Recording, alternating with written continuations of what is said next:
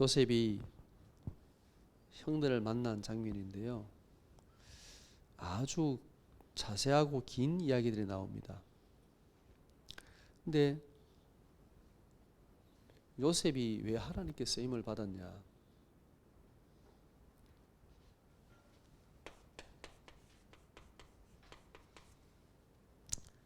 요셉은 분명히 그 실패한 순간에도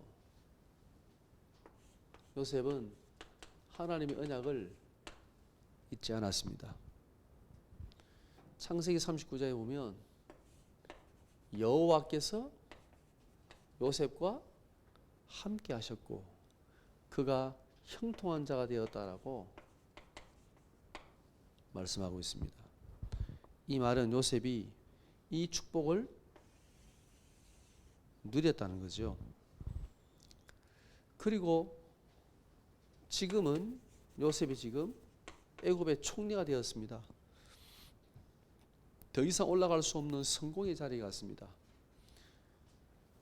그런데 창세기 42장 9절에 보니까 형들이 자기에게 애굽에 지금 양식을 사러 왔을 때 무릎을 꿇었습니다. 보통 사람 같으면 통쾌하다라고 말할 건데 그때 요셉은 그 하나님 주신 꿈, 하나님께서 약속하신 그 언약, 이 꿈을 기억했다 그랬습니다.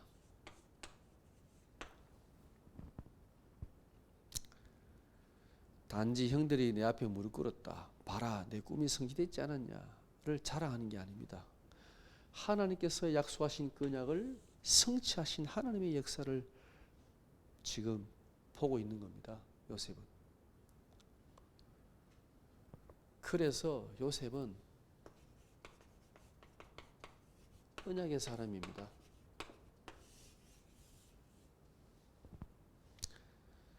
내 인생에 실패가 오거든 성공이 오든 상관이 없습니다. 이 언약은 흔들리지 않는 거죠. 그게 언약의 사람입니다. 우리에게 때로는 실패의 길도 있습니다. 너무 힘들고 답답하고 미치겠고 내가 왜 이렇게 살아야 되지? 이럴 때가 있습니다. 하나님 믿는 게 너무 힘들어. 신앙생활이 너무 힘들어. 있어요. 그럴 때가 사실 많습니다. 혼자 살 때 못 느끼는데 여러분이 인생이 살면 살수록 그렇습니다. 여러 사람과 함께 어울려 살면 살수록 그렇습니다. 때로는 성공도 옵니다. 예. 큰 하나님의 응답과 축복이 올 때도 있습니다. 여기에 취하면 안 됩니다. 이게 다라고 생각하면 착각입니다. 그래서 많은 사람들이 언제 넘어지느냐? 이때 넘어지는 게 아니고 이때 넘어져요. 도리어 이럴 때는 하나님을 찾지요. 갈급하니까 기도하고. 그러나 정말 성공이 왔을 때 돈이 따라오고 명예가 따라오고 사람들의 막 박수와 인정을 받을 때 이때 무너집니다. 제가 본 많은 사람들이 이때 무너졌습니다. 차라리 없는 게 나아요. 이게 우리가 언약의 사람이라는 것은 어떤 상황에서도 이 언약이 흔들리지 않는 거죠. 이게 흔들리지 않으면 상관이 없거든요. 네, 사람은 안 그래요. 다 흔들려요. 이때 낙심하고 이때 자만하고 무너지는 겁니다. 요셉은 그렇지 않았습니다.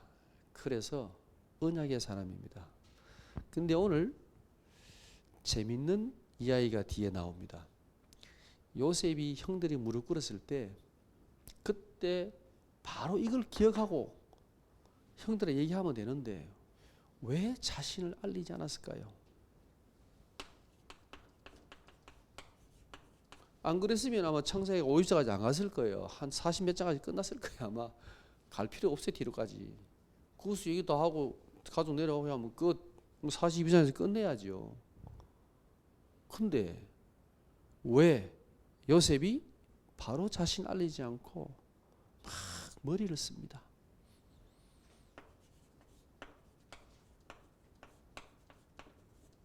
지략을 씁니다. 지략. 지혜와 지략의 차이는 간단합니다. 지혜는 그 순간에 정말 올바른 판단을 하는 거죠. 근데 지략은 그 판단에 근거하여 행동을 하는 겁니다. 그게 지략입니다. 요셉이 지금 지략을 썼습니다. 그죠? 너희들 정당꾼이지 이렇게 얘기했습니다. 형들인데 다 아는 사람들인데 너희들 지금 일부러 정탐하러 왔지 이렇게 얘기했습니다. 자, 봅시다. 요셉이 왜 이 지략을 썼을까요? 원래 요셉의 성품을 보면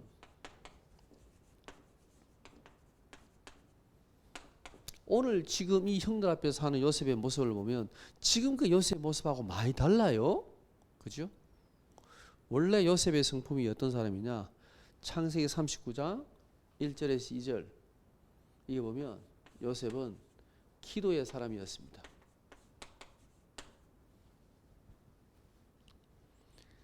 노예로 팔려갔지만 그 노예라는 절망적인 상황 속에서도 요셉은 하나님이 나와 함께 하심을 붙잡고 기도했던 사람입니다. 창세기 37장에 보면 그 꿈을 꾸고 형들이 얘기했을 때 막 요들 먹었잖아요. 두 번째 또 꿈 꾸고 또 얘기합니다. 왜 얘기했을까요? 요셉은 정직한 사람이었습니다. 형들이 요셉에게 함부로 못했습니다. 왜요? 있는 얘기를 그대로 아버지에 다 얘기하니까.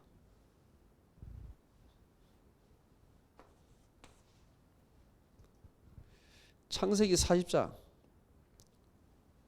요셉이 억울하게 감옥 갔는데 말하지 않고 보디발에게 말하지 않고 끝까지 참습니다. 인내의 사람입니다. 술 맡은 가르치기 부탁했는데 잊었습니다. 또 기다렸습니다. 자기 억울함을 막 호소하는 사람이 아니었지요. 기다리는 사람이었지요. 인내하는 사람이었습니다. 창세기 41장 요셉이 발 앞에 섰을 때 네가 꿈을 그렇게 잘 해석한다며 그랬을 때 내가 아니고 여호와께서 바로에게 답을 주시리이다 그랬습니다. 믿음의 사람이었고 요셉은 겸손한 사람이었습니다.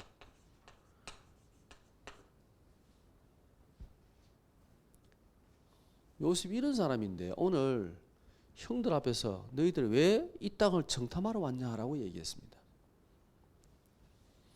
지금까지 요셉의 모습하고 다른 모습인 거죠. 자, 요셉은 이 꿈, 하나님 주신 이 꿈, 이 언약에 대해서 요셉은 어떤 생각을 가지고 있을까요? 단순히 형들이 내 앞에 절할 거야. 37장 5절에서 9절에 보면 그렇습니다. 이 꿈은 분명히 형들이 그리고 그 부모님이 요셉 앞에 절하는 꿈이었습니다. 그죠? 그러면 이게 맞다면 오늘 창세기 42장에 형들이 무릎 꿇었을 때 성취가 된 거잖아요. 안 그래요? 성취가 된 거잖아요. 그런데 왜 요셉은 여기에서 바로 자신을 드러내지 않았을까요? 자, 오늘 창세기 42장 9절에 보면 이 꿈을 요셉이 기억했다라고 되어 있습니다. 이 말은 하나님의 언약의 성취를 믿고 있었다는 거죠. 무엇을요? 창세기 45장 이 꿈의 성취는 그냥 형들이 엎드려 절하는 게 아닙니다. 45장 5절에 드디어 형들에게 자기를 드러낼 때 뭐라고 말했습니까? 형들이 나를 판 것이 아니고 하나님께서 나를 앞서 보낸 거다. 왜요? 이스라엘을 구원하기 위해서. 우리 가족, 이 민족 이스라엘을 구원하시기 위해서 하나님께서 먼저 나를 보내신 거라고 얘기했습니다. 이 꿈의 의미는 뭡니까? 이스라엘의 구원인 것입니다. 더 놀라운 게 있습니다. 창세기 50장 22절. 마지막 요셉이 유언을 남길 때 뭐라고 말했냐? 너희가 반드시 여기서 가나안 땅 올라갈 것이다. 올라갈 때 나의 해골을 가지고 올라가라 그랬죠. 요셉이 이 꿈을 가지고 뭘 생각했는 겁니까? 붙잡은 겁니까? 가나안의 언약을 요셉이 붙잡은 거예요. 아니, 이 꿈은 그냥 형들이 절하는 꿈이에요. 그죠? 가족들이 자기 앞에 엎드려 절하는 꿈이에요. 근데 요셉은 이걸 통해서 뭘 붙잡았냐?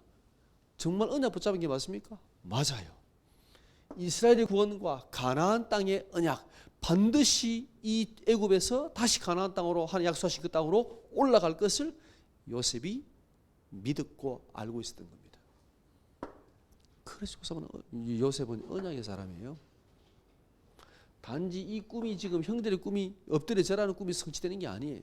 요셉은 이것을 알고 있었던 겁니다. 이걸 믿었던 겁니다. 그래서 요셉이 지략을 쓴 겁니다. 이 하나님의 언약이 맞다면, 그죠? 이 하나님의 언약이 맞다면 지금 하나님께서 이 언약을 성취해 나가시는데 요셉이 형들을 누구보다도 잘 알아요. 만약에 내가 요셉이다라고 엎드렸을 때 바로 알렸더라면 어떻게 됐을까요? 그 형들이 어떻게 됐을까요?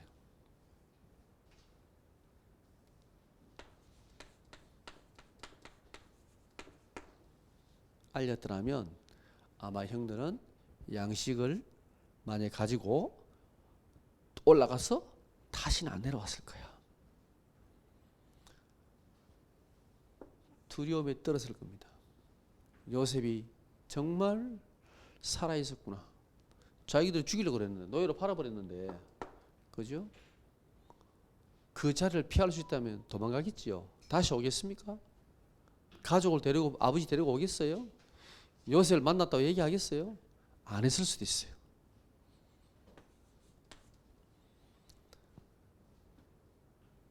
그리고 그 자리에서 만약에 자기가 요셉을 알리고 형들에게 다 용서했다면, 형들에게 다 용서했다면 이 형들이 어떻게 했을까요?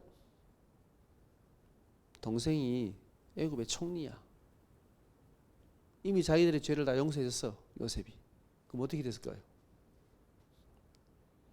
어떻게 행동했을까요? 예.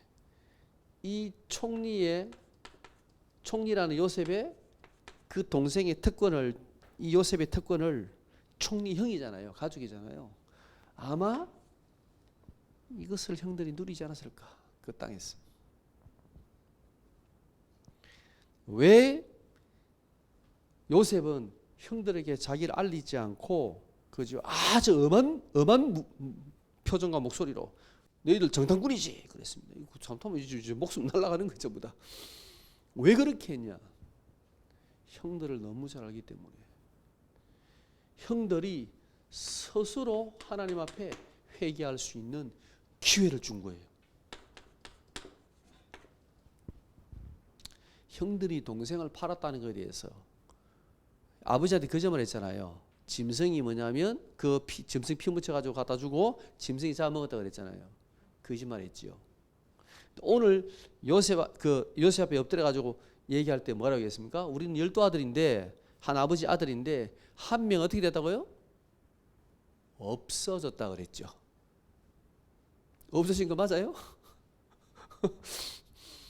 이 표현이 아주 애매합니다. 그죠? 하나가 없어졌다. 이렇게 표현했다는 말은 아직 자기들의 죄를 하나님 앞에 뉘우치지 않았다는 거예요. 이게. 진심으로 뉘우쳤다면, 그죠? 그 동생이 애굽의 노예로 팔려갔습니다. 이렇게 말해야 돼요. 최소한 우리가 팔았다는 말 안 해도, 그죠? 없어진 게 아니죠. 노예로 팔았지 사실은, 그죠? 없었다고 얘기했잖아요. 뭐가 없었어요? 없어지기는 자기들이 팔아놓고는 자기들은 다 알잖아요. 이 말은 하나님 앞에 회개했다 안 했다? 안 했다라는 거예요. 자, 오늘 그래서 3일 동안 감옥에다가 집어넣습니다. 감옥에 3일 집어넣어 버렸습니다. 애국 감옥에다가.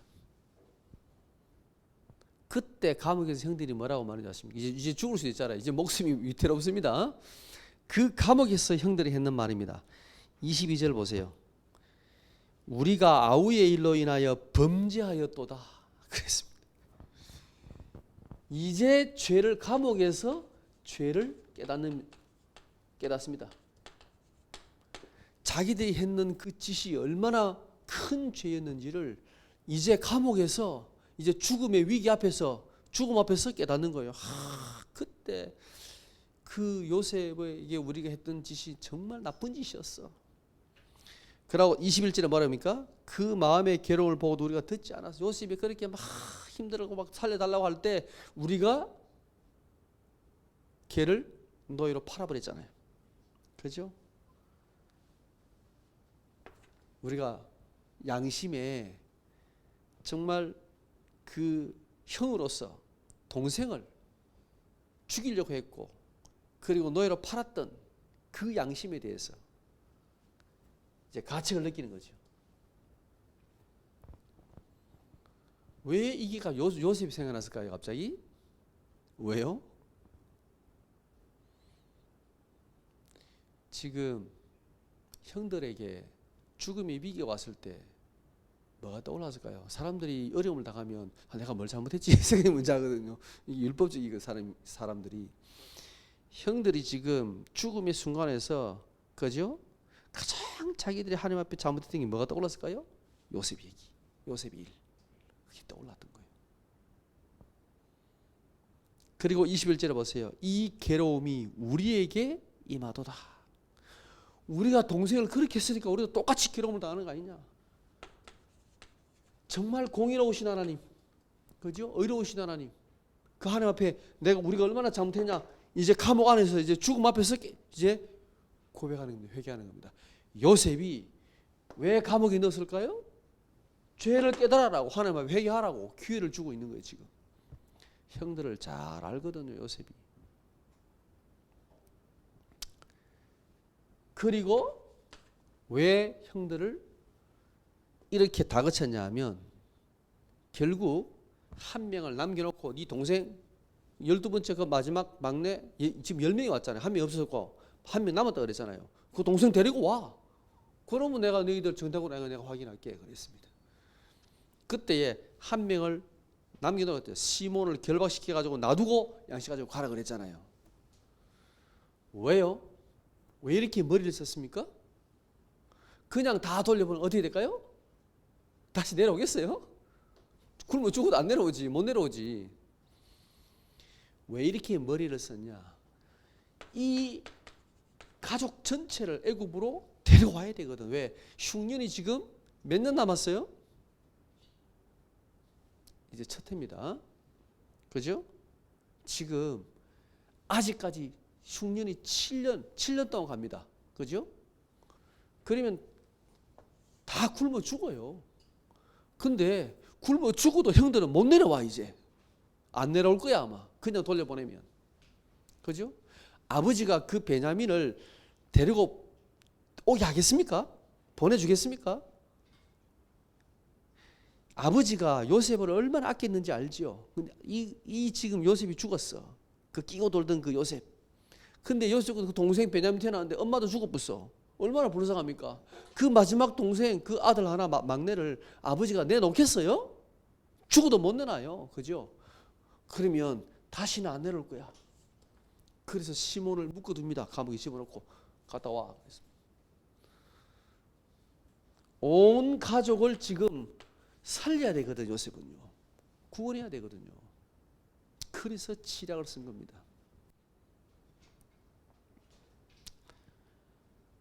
자, 봅시다.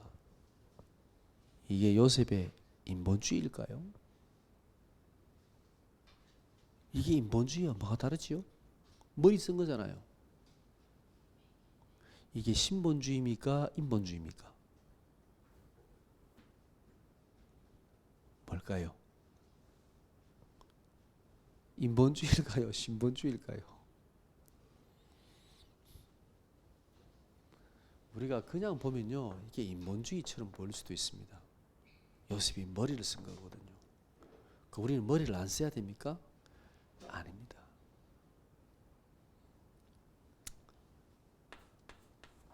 인본주의는 하나님을 배제하고 인간이 중심에 서는 거죠. 인간의 경험과 인간의 지혜와 인간의 능력을 믿는 거죠. 그게 인본주의죠. 그러나 신본주의는 우리가 하나님의 언약을, 하나님의 그 절대적인 주권을 믿고 하나님의 약속을 믿고 하나님의 내 삶 인도하심을 믿는 믿음 가운데 우리가 판단하는 겁니다. 그런데 그 속에서 우리는 하나님 주신 지혜, 이 지혜를 얼마든지 쓸 수 있는 거예요. 지략을 써야 되는 거예요. 지금 요셉이 이 지략을 썼잖아요. 하나님 주신 지혜를 썼잖아요. 왜요? 형들을 너무 잘 아니까. 보세요. 언약을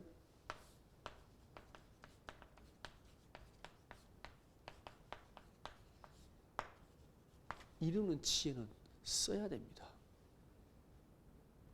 하나님의 언약을 성취하기 위한 지혜와 지략은 써야 됩니다. 다 필요 없어. 절대 아무것도 하면 안 돼. 오직 기도만 해야 돼. 그렇죠. 기도해야죠. 언약 붙잡고. 그러나 그럼 우리는 머리를 쓰면 안 됩니까? 써야 됩니다. 어디에 써야 되느냐? 하나님 언약을 이루는 지혜와 지략은 써야 되는 겁니다. 필요한 겁니다. 우리가 전도하는데 예를 들어서 만약에 저 지혜가 전도하는데 아무 생각 없이 기도만 하고 갑니까? 전략이 있어요? 없어요? 있어요. 그죠? 물론 승리도 받지만 지혜를 써야 됩니다. 그죠? 그게 만약에 어린이 현장이면 어린이 맞게 해야지. 안 그래요? 뭐 인형극도 하고 막 재밌게도 하고 막 먹을 것도 먹이면서 이래 해야지. 그거 가서 복음이니까 메시지만 하면 돼. 물론 메시지가 맞지요. 그러나 그 현장에 맞는 지혜와 지략은 쓰는 게 맞는 거예요. 왜? 불신앙이 아니라 언약을 이루기 위한 지략입니다. 그리고 사람을 죽이는 게 아니라 사람을 살리는 지혜는 써야 됩니다. 요셉이 지금 형들이 이렇게 하는 것은 형들로 하여금 그죠? 복수하는 게 아닙니다. 그죠? 형들이 하나님 앞에 정말 온전히 회개하고 믿음의 사람으로 서기를 원하는 겁니다. 그 동생의 요셉의 일로 말미암아 형들의 마음속에 보세요. 이게 있잖아요. 지금 남아 있잖아요. 그죠? 회개하지 않았어. 이것을 하나님 앞에 내려놓고 정말 믿음의 사람은 서기를 원했던 거예요. 회개하고. 그리고 가족을 다 구원하고 살리기 위해서 지금 머리를 쓴 거예요. 써도 돼요? 안 돼요? 이건 인본주의가 아니에요. 하나님의 주시는 언약 속에서 나오는 지혜와 지략인 거지. 머리를 안 써야 돼? 아무것도 안 해야 돼? 그게 굉장히 믿음 있는 것처럼 보이지만 어쩌면 아닙니다. 우리는 복음 안에서 언약 안에서 얼마든지 이 지혜와 지략을 써야 됩니다. 여러분의 한 주간 동안에 또 우리가 걸어가는 삶 속에 우리가 이 언약을 붙잡고 어떤 삶을 살아야 되는가? 내가 있는 현장, 그 학교에서, 직장에서 이 복음을 위해서 나는 어떻게 해야 되는가? 그 지혜를 써야죠. 그죠?